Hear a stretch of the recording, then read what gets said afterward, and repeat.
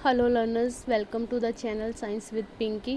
आज का हमारा टॉपिक है वो काफ़ी इम्पोर्टेंट रहने वाला है। जो आपके कम्पिटिटिव एग्ज़ाम हैं जैसे DSSP, HTET, CTET, TGT science, इन सब के लिए काफ़ी इम्पोर्टेंट टॉपिक है।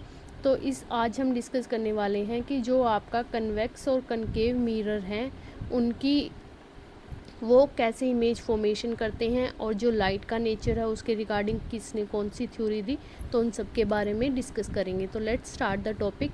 देखो, हमने पिछली क्लासेस के अंदर भी पढ़ा था कि जो लाइट है वो क्या है। जो लाइट है एक तरह की एनर्जी है जो क्या करती है, जिसकी हेल्प से हम चीज़ों को ईजिली है वो देख सकते हैं। ठीक है, तो जो लाइट है उसका कैसा नेचर होता है, इलेक्ट्रोमैग्नेटिक नेचर है वो होता है। इसलिए हम इसको जो लाइट है उसको क्या बोल देते हैं, इलेक्ट्रोमैग्नेटिक वेव है वो बोल देते हैं। ये एक मीडियम के अंदर भी और वैक्यूम के अंदर भी है वो ट्रैवल कर सकता है।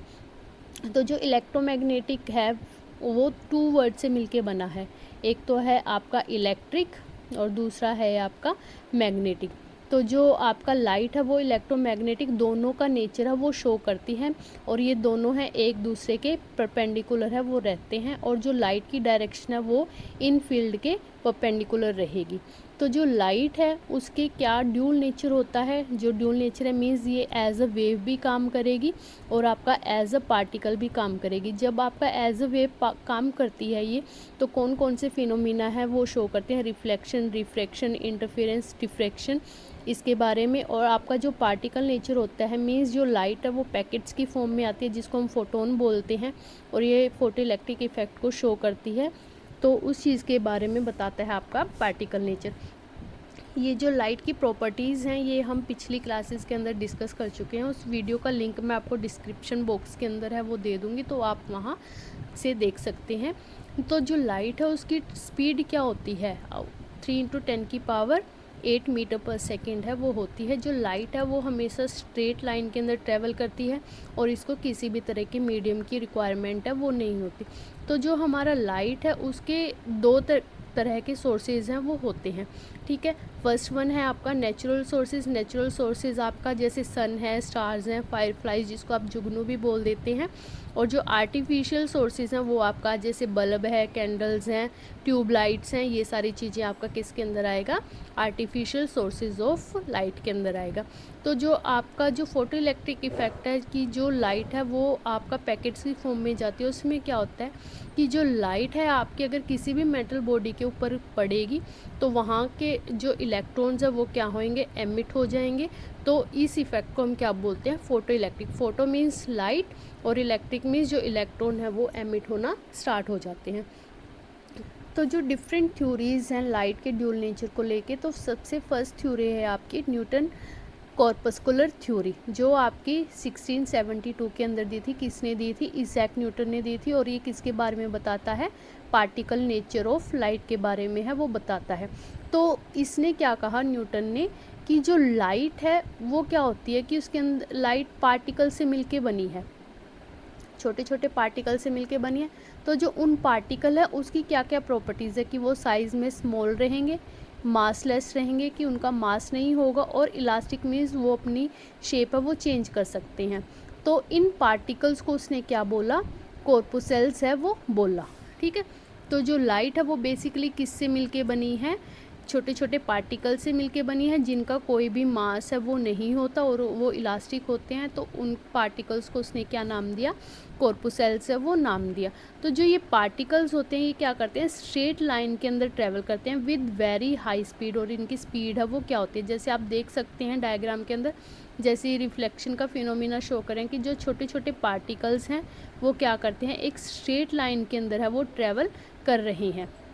ठीक है, फिर क्या कहता है कि जैसे ही ये पार्टिकल्स हमारे रेटिना के, हमारी आँखों के ऊपर पड़ता है तो क्या होएगा कि हमें एक विज़न है वो दिखाई देगा, जिससे हमें वो चीज़ की शेप है, वो ऑब्जेक्ट की इमेज है हमारी आई के अंदर है वो बन जाएगी। फिर क्या कहता है कि जो ये कॉर्पुसेल्स होते हैं, जो ये पार्टिकल्स होते हैं वो डिफरेंट साइज़ के हो सकते हैं। मीन्स एक का साइज़ ये हो सकता है, एक का इससे थोड़ा बड़ा हो सकता है, एक का बिल्कुल स्मॉल हो सकता है। तो ये पार्टिकल का साइज़ है वो डिफरेंट हो सकता है। तो जो डिफरेंट साइज़ है वो किसको रिप्रेजेंट करेगा, डिफरेंट कलर्स को रिप्रेजेंट करेगा। तो इस वजह से हमें जो ऑब्जेक्ट्स हैं वो उनके कलर्स हैं वो अलग अलग दिखाई है वो देते हैं। तो इस थ्योरी ने और क्या चीज़ कही कि जो पार्टिकल्स हैं, कॉर्पूसेल्स हैं, वो क्या करते हैं, जो डेंसर मीडियम है आपका उसके अंदर तो फास्ट ट्रैवल करते हैं, और जो आपका रेयर मीडियम है उसके अंदर ये क्या करते हैं, स्लो ट्रैवल करते हैं। जो इसकी बाद में एक लिमिटेशन बन गई, मतलब इस थ्योरी ने तो ये बताया कि जो लाइट है वो फास्टर तो डेंसर मीडियम के अंदर ट्रैवल करेगी, लेकिन रेयर मीडियम के अंदर क्या है, वो उसकी स्पीड है वो स्लो होएगी। तो इसने क्या क्या फिनोमिना एक्सप्रेस करे जो न्यूटन की थ्योरी है, एक तो आपका रिफ्लेक्शन, एक आपका है रिफ्रैक्शन। तो रिफ्लेक्शन के अंदर तो सिंपल जो हमने पिछली क्लासेस के अंदर पढ़ा था कि जो लाइट है एक रिफ्रैक्टिंग सरफेस के ऊपर गिरेगी तो वापस से वो रिफ्लेक्ट होके चली जाएगी, और इसके अंदर जो एंगल है, एंगल आई बनेगा, एंगल आर है वो बनेगा, और एक जहाँ पे ये लाइट पड़ती है उस तक हमने एक परपेंडिकुलर है वो ड्रॉ करना है, ठीक है, जिसको हम क्या बोल देते हैं, नॉर्मल बोल देते हैं। और ये आपका किसको दिखा रहा है, रिफ्रैक्शन को। मीन्स जो लाइट है वो ट्रैवल कर रही है, आपका ये लाइटर मीडियम है, मीन्स इसमें स्पीड है वो उसकी ज़्यादा कम रहेगी, और आपका जो रिफ्रैक्टेड जो डेंसर मीडियम है उसके अंदर देखो स्पीड है का देख सकते हैं आप इसके अंदर कि यहाँ पे देखो एक पार्टिकल यहाँ से यहाँ तक लेने में जाने में टाइम ले रहा है, लेकिन जैसे आपका डेंसर मीडियम में जा रहा है तो वो फास्टली मूव कर रहा है। तो जो न्यूटन था उसने क्या बताया कि जो डेंसर मीडियम है उसके अंदर तो स्पीड है वो क्या रहेगी, हाई रहेगी, और जो आपका रेयर मीडियम है उसमें स्पीड कैसी रहेगी, स्लो रहेगी। लेकिन इसकी लिमिटेशन क्या रही कि इसने इंटरफेरेंस के बारे में नहीं बताया, डिफ्रैक्शन के बारे में नहीं बताया, और पोलराइजेशन के बारे में नहीं बताया, ठीक है। ये फिनोमिना हम पिछली क्लासेस के अंदर डिस्कस कर चुके हैं, उसका मैं लिंक आपको डिस्क्रिप्शन बॉक्स में है दे दूँगी वीडियो का, तो आप वहाँ से देख सकते हैं। और दूसरी सबसे बड़ी लिमिटेशन इसने क्या बोली कि जो लाइट है वो फास्टर है डेंसर मीडियम के अंदर, और रेयर मीडियम के अंदर उसकी स्पीड है वो क्या है, स्लो है। बट अपोजिट होता है, ये जो बाद में एक्सपेरिमेंट हुए उन्होंने ये चीज़ प्रूव कर दी कि ये जो न्यूटन ने दिया है कि डेंसर के अंदर फास्टर है और रेयर के अंदर आपका स्लो है, तो ये फिनोमिना है वो रॉन्ग प्रूव है वो हो गया। नेक्स्ट है आपकी प्लैंक्स क्वांटम थ्योरी। जो प्लैंक्स क्वांटम थ्योरी है ये कितने के अंदर आई थी, 1900 के अंदर है वो आई थी। तो इसका पूरा नाम क्या है, मैक्स प्लैंक है। उसने क्या करा, ब्लैक बॉडी रेडिएशन के ऊपर स्टडी करा। देखो सबसे पहले टर्म को समझिए, ब्लैक बॉडी। जो ब्लैक बॉडी है वो क्या होती है कि जितनी भी आपकी लाइट आ रही है, जैसे सपोज करो ये हमारी ब्लैक बॉडी है, जितनी भी लाइट इसके ऊपर आ रही है ये सारी लाइट को क्या कर लेगा, एब्जॉर्ब कर लेगा।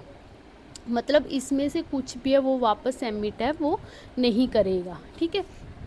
और ये तो हो गया कि लाइट को एब्जॉर्ब कर रहा है, लेकिन जैसे ही हम इस ब्लैक बॉडी को क्या करेंगे, हीट करेंगे, तो इसमें से क्या होगी, रेडिएशंस है वो एमिट होंगी। नॉर्मल कंडीशंस में तो ये क्या करेगा, सिर्फ एब्जॉर्ब करेगा, लेकिन जैसे ही हम इसको हीट करेंगे तो इसमें से जो रेडिएशन है वो एमिट होना स्टार्ट हो जाएंगी, ठीक है। तो इस फिनोमिनम को हम क्या बोलते हैं, ब्लैक बॉडी रेडिएशंस की। जो इसमें से हीट करने के बाद रेडिएशंस बाहर निकल रही हैं, एमिट हो रही हैं, उसको हम क्या बोलते हैं, ब्लैक बॉडी रेडिएशंस है वो बोलते हैं। तो जो प्लैंक था उसने क्या बताया कि जो एनर्जी है वो हमारी क्वांटाइज्ड है। क्वांटाइज का मतलब क्या है कि पैकेट्स की फॉर्म में है। पैकेट्स को क्या नाम दिया इसने, क्वांटा नाम दिया, ठीक है। तो इसने क्या चीज़ बोली कि जो लाइट है वो हमारी पैकेट्स की फॉर्म में आती है, और उस पैकेट्स को इसने क्या नाम दिया, क्वांटा नाम दिया। जो न्यूटन था उसने तो क्या दिया था, कॉर्पूसेल्स दिया था, और इसने क्या बोला है, क्वांटा बोला है। तो जो क्वांटम ऑफ एनर्जी है वो हमारी किसके बराबर होएगी, जिसको हम फोटोन बोल रहे हैं, वो हमारा डिपेंड होएगा E=h/μ। मीन्स जो एनर्जी है वो डायरेक्टली प्रोपोर्शनल किसके रहेगी, आपकी फ्रीक्वेंसी ऑफ लाइट के रहेगी। तो इसका जो कांस्टेंट का निशान है उसको हम हटा के h लिखेंगे और म्यू लिखेंगे। जो h है वो आपका क्या है, प्लैंक्स कांस्टेंट है, ठीक है। तो फिर उसने नेक्स्ट टर्म क्या बोली कि जो एनर्जी ट्रांसफ़र है वो डिस्क्रीट है। उसमें क्या चीज़ बोली कि जैसे हमारा इलेक्ट्रॉन एटम का स्ट्रक्चर प्रेजेंट है, तो जो इलेक्ट्रॉन्स प्रेजेंट है वो एक दो तीन मतलब डिस्क्रीट फॉर्म में रहेंगे कि एक इलेक्ट्रॉन एमिट हो रहा है या दो इलेक्ट्रॉन एमिट हो रहे हैं, और ये क्या रहेगा, इसका मल्टीपल रहेगा। मीन्स जितने इलेक्ट्रॉन बाहर निकल रहे हैं उसके बराबर है वो उसकी एनर्जी है रहेगी। देखो इसको एक बार ध्यान से सुनो, जो एनर्जी है वो किसके बराबर होगी, जितने इलेक्ट्रॉन्स एमिट हो रहे हैं साथ में प्लैंक्स कांस्टेंट साथ में फ्रीक्वेंसी, तो इसके बराबर है वो रहेगी। और ये हमेशा कैसा रहेगा, आपका डिस्क्रीट रहेगा।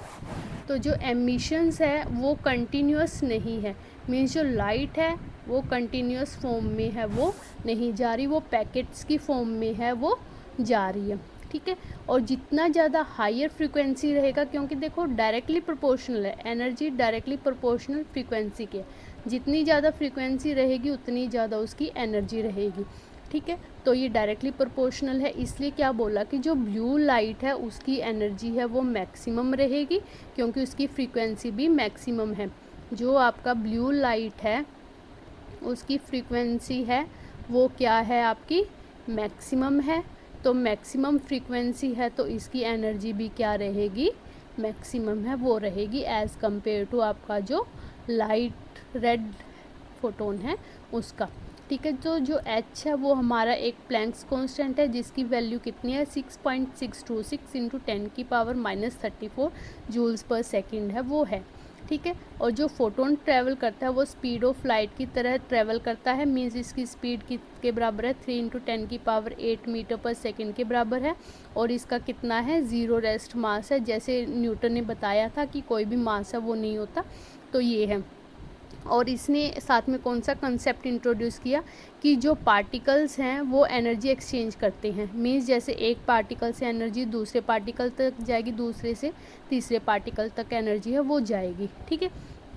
तो इन चीज़ों के बारे में है उसने डिस्कस किया। और साथ में इसने किसके बारे में डिस्कस किया, जो फोटो इलेक्ट्रिक इफेक्ट है। फोटो इलेक्ट्रिक इफेक्ट में क्या होगा कि जो एनर्जी है उसका किसके साथ इंटरेक्शन होएगा, जो मेटल के अंदर इलेक्ट्रॉन्स प्रेजेंट है उसके साथ इंटरेक्शन होएगा। और जो फोटोन है मीन्स लाइट है वो अपनी एनर्जी है इसको ट्रांसफ़र कर देगा। जैसे यहाँ पे देखा था हम लोगों ने कि जो लाइट है मेटल के ऊपर गिरी और इसने अपनी एनर्जी इसको ट्रांसफ़र करके इनको क्या कर दिया, एमिट कर दिया, ठीक है। तो ये थी हमारी प्लैंक्स क्वांटम थ्योरी। नेक्स्ट है हमारी मैक्सवेल इलेक्ट्रोमैग्नेटिक वेव थ्योरी। ये दोनों जो पिछली थ्योरी थी हमारी प्लैंक्स क्वांटम थ्योरी और जो ये है आपकी न्यूटन कॉर्पुसुलर थ्योरी, ये आपका पार्टिकल नेचर के बारे में बता रहा था। और जो मैक्सवेल इलेक्ट्रोमैग्नेटिक थ्योरी है वो किसके रिगार्डिंग है, आपकी वेव के रिगार्डिंग है। तो ये हमने फर्स्ट स्लाइड के अंदर भी डिस्कस किया था कि जो लाइट है वो आपका इलेक्ट्रोमैग्नेटिक वेव है, वो उसका नेचर होता है। मीन्स जो लाइट है उसके अंदर क्या होता है, इलेक्ट्रिक और मैग्नेटिक फील्ड होता है। जैसे आप इस डायग्राम के अंदर भी देख सकते हैं, जो ये आपका ब्लू शेड के अंदर रीजन दिखा रहा है ये आपका कौन सा है, मैग्नेटिक फील्ड है। और जो ये आपका ऑरेंज कलर का है ये आपका इलेक्ट्रिक फील्ड को दिखा रहा है। और जो मिक्स है मीन्स ये लाइट की डायरेक्शन को दिखा रहा है। अब आप यहाँ से देख सकते हैं कि जो लाइट है कि propagation of direction of light है वो आपका मैग्नेटिक फील्ड के भी परपेंडिकुलर रहेगा और आपका इलेक्ट्रिक फील्ड के भी परपेंडिकुलर है वो रहेगा, ठीक है। तो इसके बारे में यही चीज़ है कि जो मैक्सवेल है उसने क्या बताया कि जो लाइट है उसका नेचर कैसे है, आपका इलेक्ट्रोमैग्नेटिक है, उसके अंदर ऑसिलेटिंग इलेक्ट्रिक और मैग्नेटिक फील्ड है और ये म्यूचुअली परपेंडिकुलर हैं, तीनों एक दूसरे के परपेंडिकुलर होंगे।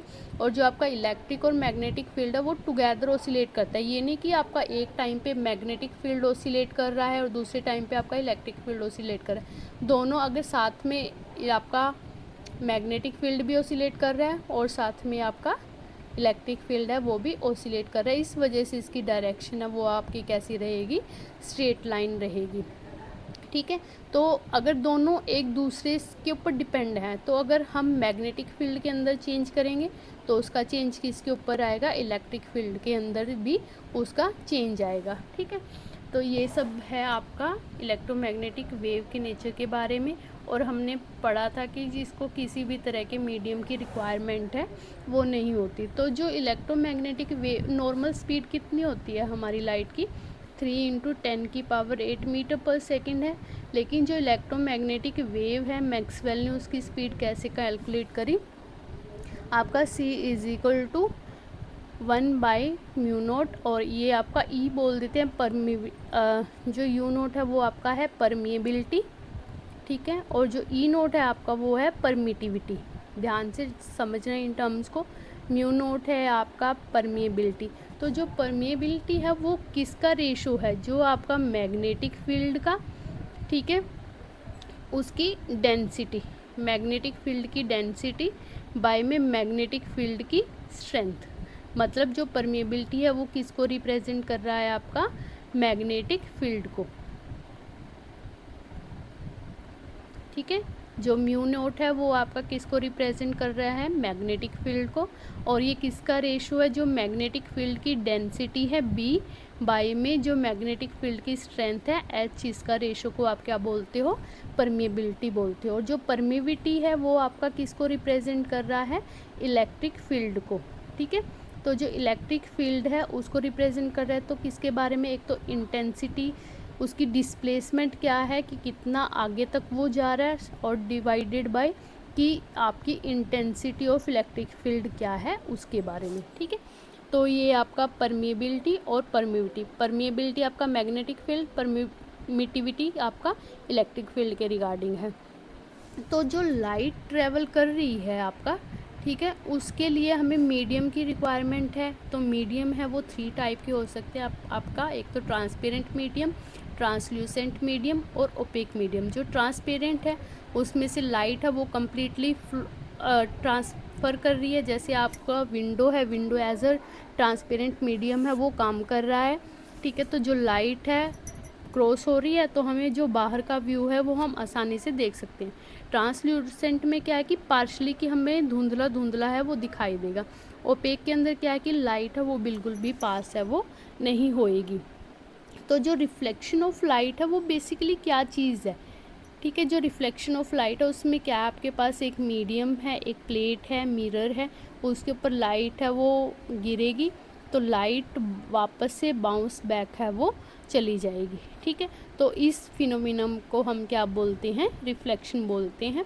जो रिफ्लेक्शन है वो आपका क्या होता है, 2 टाइप्स का होता है, एक तो रेगुलर और एक इरेगुलर। रेगुलर में तो क्या है कि लाइट जिस एंगल से आएगी उसी एंगल से वापस चली जाएगी, मीन्स इसमें जो एंगल आई है आपका वो एंगल आर के बराबर रहेगा। जो नॉर्मल ड्रॉ करते हैं ये आपका एंगल आई है इंसिडेंट और नॉर्मल के बीच में, और ये आपका एंगल आर है। तो जो रेगुलर है, रेगुलर रिफ्लेक्शन है आपका, उसमें जो एंगल आई है वो किसके बराबर रहता है, एंगल आर के बराबर रहता है। और जो इरेगुलर है उसमें क्या आएगा, अब देखो ये डिफरेंट एंगल्स में मूव कर रही है, आई तो ये इस डायरेक्शन में थी और जाना इसको यहाँ था, बट गई है अब थोड़ा सा टिल्ट होके गई है।